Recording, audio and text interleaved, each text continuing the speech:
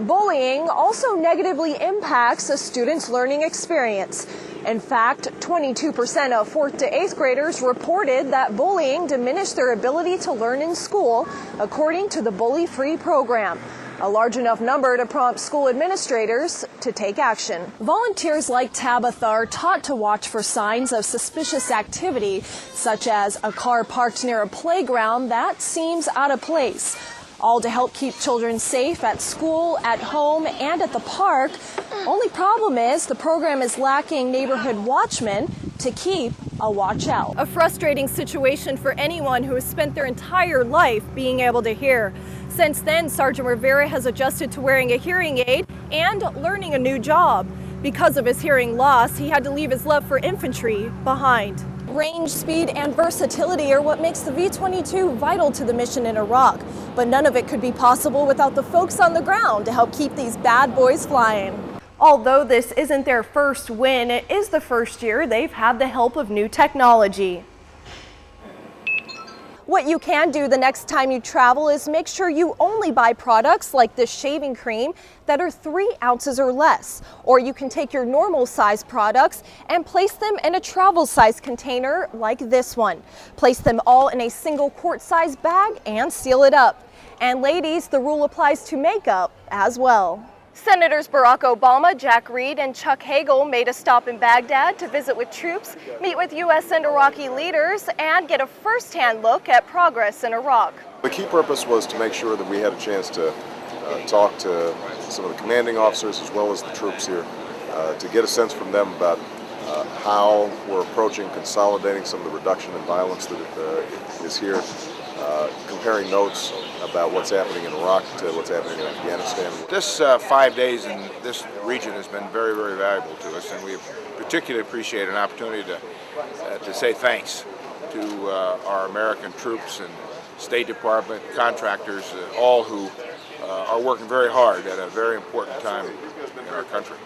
Before heading to Camp Victory and the international zone in Baghdad, the senators traveled to Afghanistan and Basra in southern Iraq. Airman First Class Priscilla Christensen, Baghdad. A fleet of 11 U.S. Air Force aircraft have found refuge here at Grand Forks Air Force Base in North Dakota after fleeing their home base, McGuire, in New Jersey, to avoid possible damage by Hurricane Irene. They're about $200 and some odd million a piece. The KC-10s, there's only 59 of them in the fleet, so they're an absolute national asset. It doesn't make any sense to put them at risk for, even if the weather was not tremendously bad, flying debris can take an airplane out for an extended amount of time. It's quiet on the flight line now, but the 8 KC-10s and 3 C-17s parked here are on 24/7 alert to provide humanitarian relief efforts back on the East Coast if necessary. You're looking at an enormous airlift and air refueling capability that the nation needs in case there's humanitarian efforts that need to be, missions that need to be flown into wherever damage may be. We don't know what our headquarters will task us with, and things are always changing. When our boss says we need to move cargo and gas, we can do that. There's a chance Grand Forks could welcome even more aircraft in the coming days.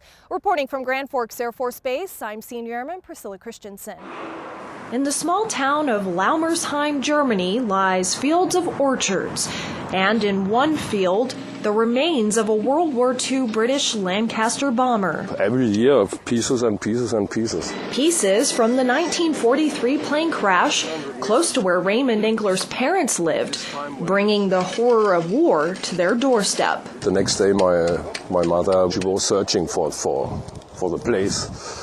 And there is a glove in the tree. But when she was looking nearer, she realized that it was a hand, and she was very scared. So she went home. It's probably the cockpit area. Is what we think. And that's what brought Uwe Bankel and his search and recovery team to the site to carry out a nearly impossible task. Like a needle in a haystack, we're looking for the ID tags. to positively identify the crew members. The search and recovery team has been digging for about 4 hours now, and although they haven't found any large pieces of the aircraft, they have found hundreds of smaller parts like this one, which is believed to be part of the engine. They've also found human remains of the 5 crew members they believe were on board when the plane went down, and hope to find even more as they continue digging in order to return them to their families. It's very important because since the end of the war they're still looking for answers because their relatives they are missing. Nearly 5 hours into digging, the team comes across a large amount of human remains. Now I'm a little, could I say, happy because the project is turning this way, that we have success, that we at the end that we can say we found them and we can bring closure to the family. Actually, we don't make no difference if it's German, American or British because they were all young guys. They had to fight for their country. They died for their country and they deserve a burial on a cemetery, not in the fields like this one today here. Priscilla Kaiser, Laumersheim, Germany. With the need for speed, it's just really cool to go 30 miles an hour on a bike. Senior airman Matt Burr is at the top of his game in the cycling world. Probably not the Tour de France.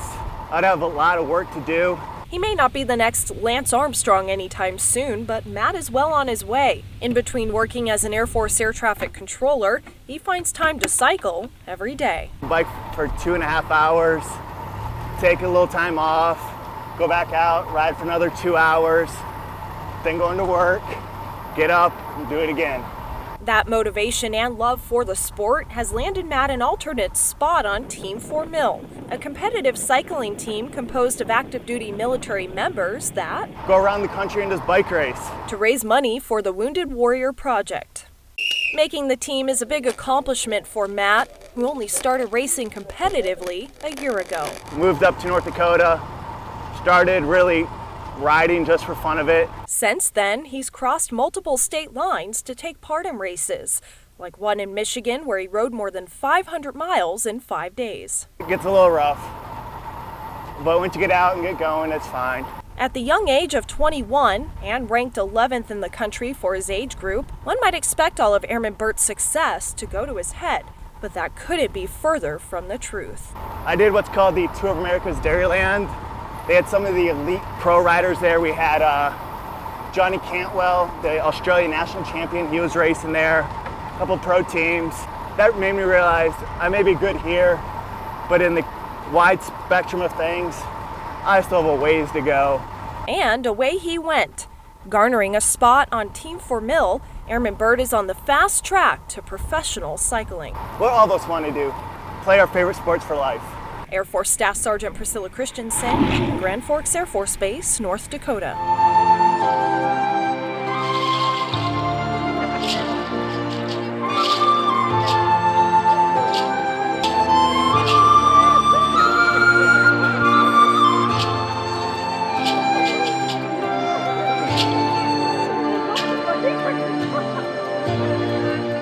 Carnevale is the most anticipated festival of the year throughout Italy, dating back 800 years. Crowding every piazza, bridge, alley, cafe, and shop in Venice are hundreds of thousands of Venetian locals and foreign travelers. This is one of the most famous places in the world to celebrate Carnevale, marking the passage of winter into spring and the indulgence of food and parties before the sacred period of Lent. So for 11 days, it's non-stop parties, parades, food, and elaborate costumes. People will spend all year searching for and creating the perfect masquerade costume like this couple from England. How long have you guys been working on your costume? Around about 12 months we've been getting bits and pieces together. 12 months, 1 full year they spent working on their costume, and one of the most important accessories to that costume is the mask.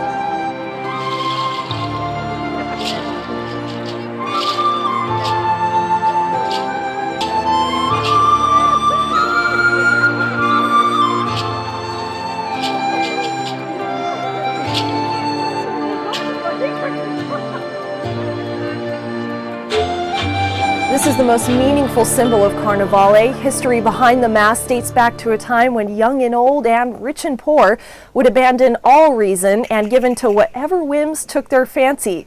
So you can imagine why they were forced to wear a mask in order to hide their identity. Every year of Carnevale features a different theme, and in 2009 it's all about sensation. This year the experience is the pleasures of our 6 senses in the 6 districts of Venice. After taking in all the sights and pleasures of Venice throughout the day, don't call it quits too early, because the experience of Carnevale always continues into the night. Senior Airman Priscilla Christensen, Venice, Italy.